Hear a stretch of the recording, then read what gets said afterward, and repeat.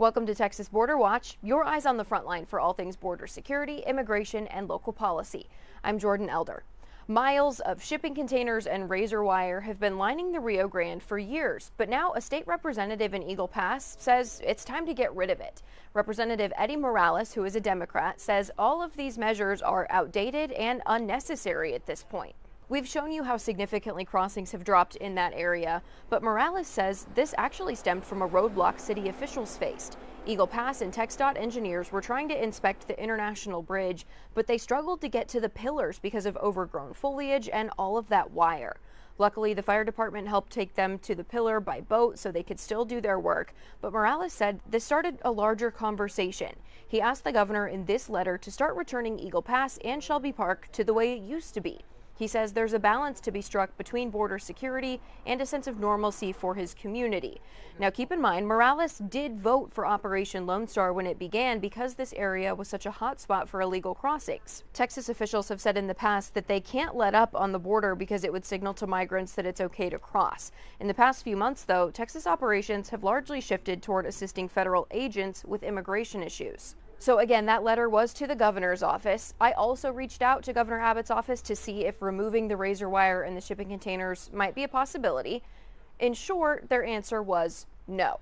So the long form of their answer, though, is this. They said Texas deployed every tool and strategy available to stop the unprecedented levels of illegal immigration under former President Biden, including hundreds of miles of strategic barriers. Thanks to these strategies and President Trump's strong, decisive leadership to close the border, illegal crossings are at a record low. Texas will not relent in this mission to secure the border and protect Texans and Americans. So that will not relent is what is signaling that these measures are going to stay up, and it's going to look the same for now. Several members of the U.S. Coast Guard are being surged to the southern border, and this new operation is being referred to as Operation Riverwall. So we want to give you an inside look into what this is going to mean. Back in January, President Trump declared a national emergency at the border. His administration followed up in March, forming Joint Task Force Southern Border. That allowed troops under the Department of War to support Homeland Security's border mission. So under Operation Riverwall, the agency is going to send in more than 100 boats and hundreds of personnel, including shallow watercraft, tactical teams, and command and control assets. The Coast Guard says the goal is to stop drugs and deter illegal crossings along a 260-mile stretch of the river that forms part of the U.S. border. Officials aren't saying exactly how many people or how many resources are involved, citing operational security concerns. The Coast Guard held a press conference about this to answer some of the questions, so we want to show you a piece of that. The Coast Guard launched Operation Riverwall and mobilized additional assets to secure and defend the U.S. border from illegal immigration and illicit activities along the 260 miles of the Rio Grande Valley. We are working collaboratively with our federal, state, and local partner agencies by leveraging our unique authorities and capabilities to control our border. The threat out here is evolving, and it's always changing.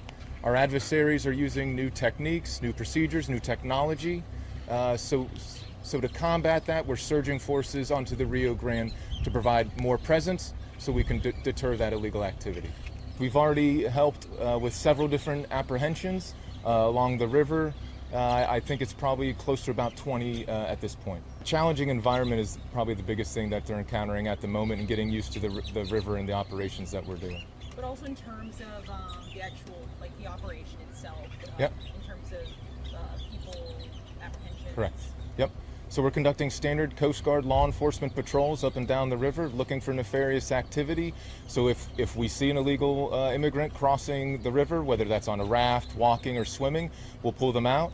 If we identify an area that maybe we could see where they already crossed, we'll coordinate with our partners to make sure that we can potentially vector them in for an apprehension. The river is right along the border between U.S. and Mexico, so that's federal waters.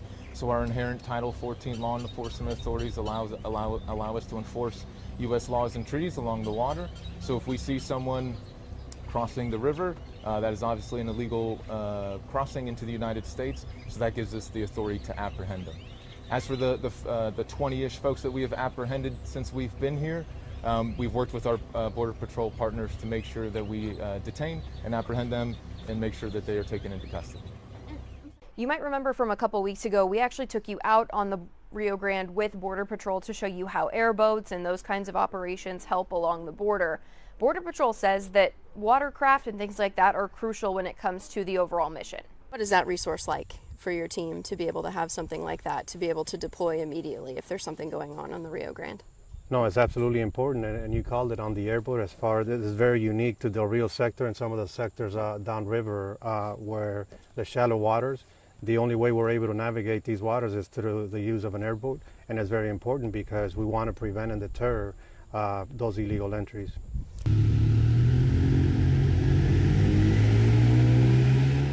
An international bridge here in Texas looked more like a zoo this week. And I want to warn you, if you're not into snakes, bugs, creepy crawlies, you might want to skip this segment. So this picture is from U.S. Customs and Border Protection, and in all of these containers, there are over 160 living reptiles and bug species. This was at the Ansel Duas International Bridge in Texas. They caught a driver that was trying to transport all of these animals into Mexico. It was a silver Toyota truck. The vehicle was selected for further inspection because when you cross back and forth on the border, sometimes your vehicle gets pulled. They'll do the x-ray, they'll look through it specifically for this reason. They want to make sure you're not bringing anything back and forth that you're not supposed to. In this case, this person was. The physical inspection led to the discovery of 163 reptiles and arthropods. So I want to give you an example of just some of the things that were in all of these containers. These are not CBP photos. These are just example photos to show you what all was in there. But again, if you don't like snakes and bugs, you're going to want to look away for this. Okay, there were 24 royal pythons, 11 spotted salamanders, 10 red-eyed tree frogs, and we're checking with Border Patrol because in their release they said there were 10 sick red-eyed tree frogs. As far as I can tell, and I am not an animal expert, that's not a species, so I'm wondering if the frogs themselves were sick in transport and needed medical attention, so we're checking on that. 10 albino milk snakes, 10 orange milk snakes, and then 10 Mexican black king snakes, along with 4 tarantulas, and several different types of ball pythons.